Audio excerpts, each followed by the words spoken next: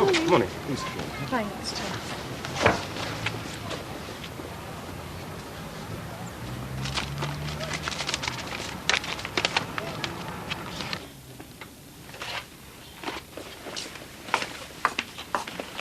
Oh, so you're not giving up school then? No, why should I? The day I got engaged to your father, the first thing I did was hand him my notice.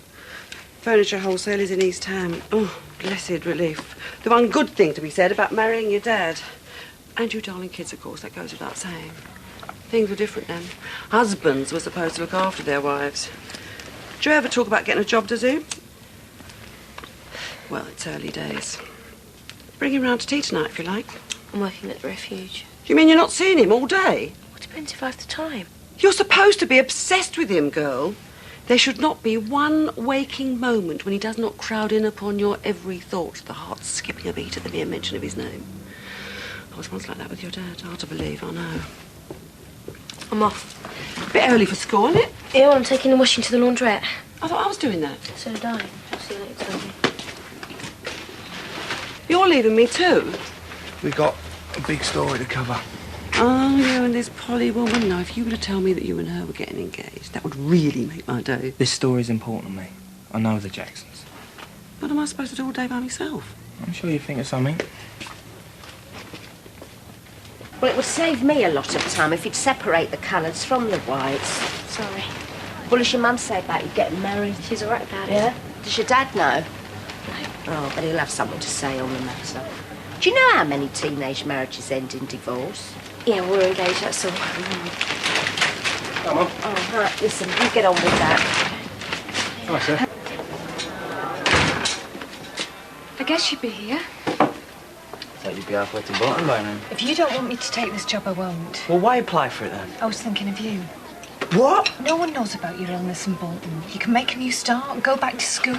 I'm engaged to Sarah. You weren't when I went for the interview. Mum, if it means that much to you, just go by yourself. Oh, don't be silly. I'll be fine. Well, how are you going to support yourself? Where are you going to live?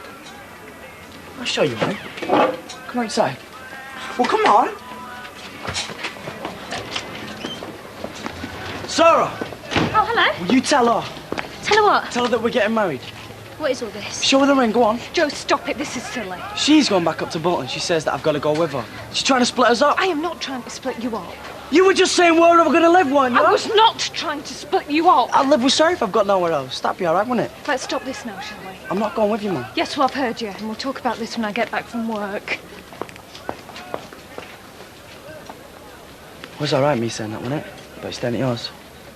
Well, yeah, I guess. I'm not sure. Well, you do realise it's not just me and Mum, there's Tony and Simon. I wouldn't mind. We'd just have our own room, wouldn't we, and live there. Just the two of us. Well, look, I can't talk now. My bus goes in 2 minutes. I've got dash. Bye. Whoa. Can't do any better than that.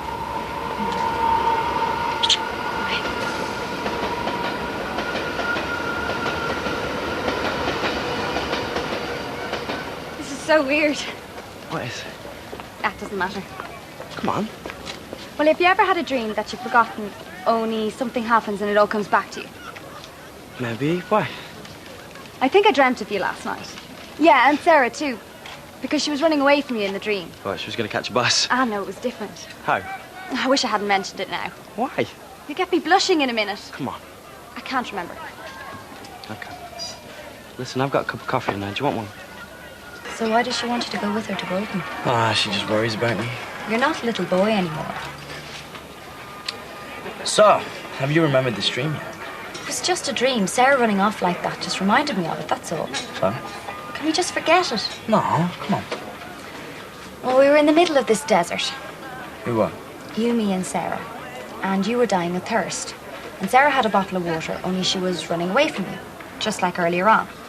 And then I tapped you on the shoulder and said, here, drink this. And you did. That's all there was to it. Just a silly dream. You know what I feel like doing? Exploring. I've been in London and I've hardly seen a thing. How do you get to the river from here? Well, I can tell you if you want. Well, you'll have other things to do. Like what? Mary! And the Mother Superior says to me, Mary, have you done something wicked that you'd like to tell me about? And I say, no, nothing. And she says, but Mary, I found a filthy poem in your desk, in your handwriting. And I say, but Mother, you asked me if I wanted to tell you, and I don't. So I didn't. What are you two doing here? I bumped into Hugh and he lent us a spare key. Oh, he did now, did he? Well, I'm about to have me tea. I should be going anyways. You don't mind, do you, Lenny? Nah, not now that you're both going, I don't.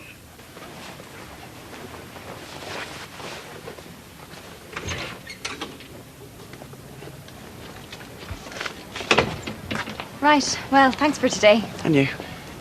Talking to Mother Superiors, I'd better get back to Pauline. See ya. See ya.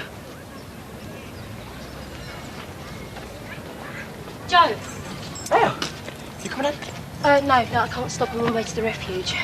It was about this morning. What about it? No, I don't want you to get this wrong, because I do want you to come and live with us. What? Look, I know it sounds terribly old-fashioned and everything, but I wouldn't want us to, you know... Listen, you must know what I'm talking about. We can take turns on the sofa. Oh, right, yeah. There's no point in having principles if you don't stick to them. Sure. I'm glad you understand. So, how's your day been? Same as ever. Not do anything then. Right, well, I'm off. I'll see you tomorrow.